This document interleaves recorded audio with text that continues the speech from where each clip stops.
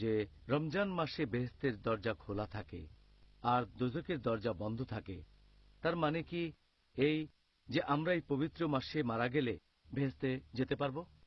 এই প্রশ্নটাও একই হাদিসের ব্যাপারে, একই হাদিস যেটার উল্লেখ করা হয়েছে মাসনাদ আহমদে, খণ্ড নম্বর 2, পৃষ্ঠা নম্বর 230, হাদিস নাম্বার 7148। এছাড়াও এটার উল্লেখ আছে সুন্নান আল-নিসাইতে, অধ্যায় নম্বর 5, হাদিস নম্বর 2106। একই হাদিস নবী বলেছেন, লোকজনের উদ্দেশ্যে বলেছেন যে রহমতের মাস তোমাদের সামনে, আল্লাহ তোমাদের নির্দেশ দিয়েছেন তোমরা এই মাসে রোজা রাখবে। এই পবিত্র মাসে বেহেশতের দরজা খোলা থাকবে আর দোজখের দরজা বন্ধ থাকবে, শয়তান থাকবে শেকলে বাঁধা। এই মাসের একটা রাত আসবে, সেটা 1000 মাসের চেয়েও অধিক উত্তম।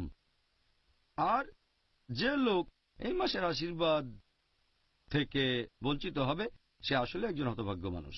এখান থেকেই প্রশ্নটা এসেছে, যেহেতু বেহেশতের দরজা সময় খোলা থাকে আর দোজখের দরজা বন্ধ থাকে, তাহলে এ মাসে কেউ মারা গেলে তো বেহেশতেই চলে যাবে, কারণ দোজখের দরজা তখন বন্ধ থাকে, বেহেশতের দরজা খোলা। তার মানে কি এই যে এই মাসে কোনো অমুসলিম মারা গেলে সেও বেহেশতে চলে যাবে?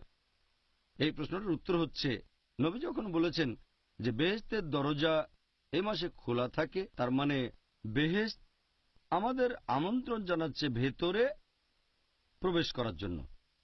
তার মানে হচ্ছে, যদি কোনো ছোট কাজ করেন আল্লাহ আপনার পুরস্কারটা বহুগুণ বাড়িয়ে দেবেন। আর নবী বলেছেন সবাই পুরস্কার পাবে 10 গুণ বেশি।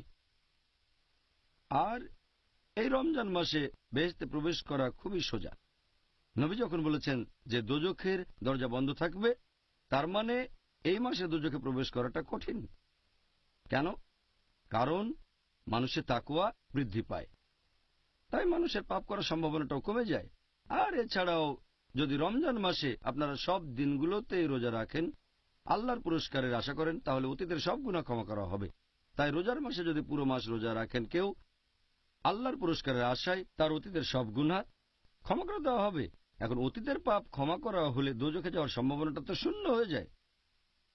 তবে আমাদের বুঝতে হবে, যে কাজ করলে বেহেশতের দরজা খোলা থাকবে আর দোজখের দরজা বন্ধ থাকবে সেটা আপনাকে রোজা রাখতে হবে। আর এছাড়াও বেহেশতে যেতে গেলে আপনার টিকিট লাগবে। বেহেশতের টিকিটের কথা কোরআনে সূরা আসরে বলা হয়েছে, অধ্যায় নম্বর 103, আয়াত 1 থেকে 3। আল্লাহ বলেছেন, ওয়াল আসর ইন্নাল ইনসানা লাফি খুসর ইল্লাল্লাযিনা আমানু ওয়া আমিলুস সলিহাতি ওয়া তাওয়াসাউ বিল হাক্কি ওয়া তাওয়াসাউ বিস সবর। মহাকালের শপথ, মানুষ সবসময় ক্ষতিগ্রস্ত হয় তারা বাদে যাদের ঈমান আছে, যারা সৎ কাজ করে, মানুষকে সত্যের উপদেশ দেয় এবং যারা মানুষকে ধৈর্য আর অধ্যবসায়ের উপদেশ দেয়। এই সূরাটা ইমাম শাফির কথা অনুযায়ী তিনি বলেছেন যে শুধুমাত্র এই একটা সূরা নাজিল হলেও সেটা মানুষ জাতির পরিত্রাণের জন্য যথেষ্ট ছিল, এতটা গুরুত্বপূর্ণ। এটাকে বলা হয় রাহে নাজাত, পরিত্রাণ পাওয়ার পথ। কোনো মানুষ জান্নাতে প্রবেশ করতে চাইলে 4টা শর্ত আছে। 1 নম্বর ঈমান, 2 নম্বর হচ্ছে সৎ কাজ করা, তৃতীয় হলো মানুষকে সত্যের উপদেশ দেয়া, আর চতুর্থ মানুষকে ধৈর্য আর অধ্যবসায়ের উপদেশ দেয়া। তাহলে আমরা বুঝতে পারছি যে বেহেশতের দরজা খোলা, কিন্তু দরজা খোলা থাকলেই বেহেশতে যেতে পারবেন না, টিকিট লাগবে।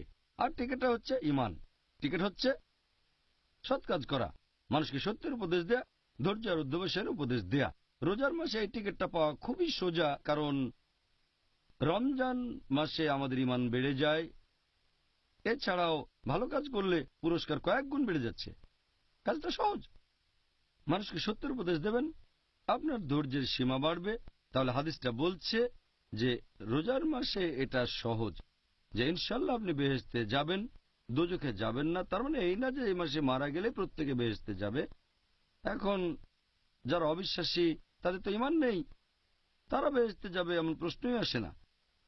যদি কেউ বেহেশতে যেতে চায় তার টিকিট লাগবে, আর এই টিকিটের কথা আছে সূরা আসর।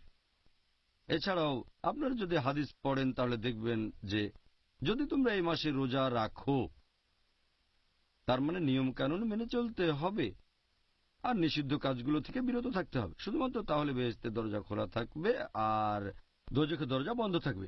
এই হাদিসে এরপর আরো আছে, এই মাসে রয়েছে একটা রাত যেটা 1000 মাসের চেয়েও অধিক বেশি উত্তম। তার মানে যদি আল্লাহ সুবহানাহু ওয়া তাআলার ইবাদত করেন শুধুমাত্র এই রাতে, সেটা 1000 মাসের চেয়েও উত্তম হবে। সেটা তো 80 বছরের চেয়েও বেশি। চিন্তা করেন, এই একটা রাতে আপনি যে পরিমাণ সওয়াব পেতে পারেন সেটা তো অনেক বেশি। মানুষের গড়ায়ু এখন প্রায় 60 বছর। একটা লাইলাতুল কদর 1000 মাসের চেয়েও উত্তম, সেটা 80 বছরের চেয়েও বেশি। মানুষের গড়ায়ু এর চেয়ে অনেক কম, তাই বেহেশতে যাওয়ার সম্ভাবনাটা বেশি থাকে। এই হাদিস আরও আছে, যে ব্যক্তি এই মাসের রহমত থেকে বঞ্চিত হবে সে আসলে একজন হতভাগ্য ব্যক্তি। তার মানে প্রত্যেক মানুষই বেহেশতে যাবে না, সব মানুষের জন্য বেহেশতের দরজা খোলা থাকবে না। এটা হচ্ছে শেষ অংশ, খুবই গুরুত্বপূর্ণ। অর্থাৎ যে ব্যক্তি এই পবিত্র মাসের আশীর্বাদ থেকে বঞ্চিত হবে সে আসলে একজন হতভাগ্য মানুষ।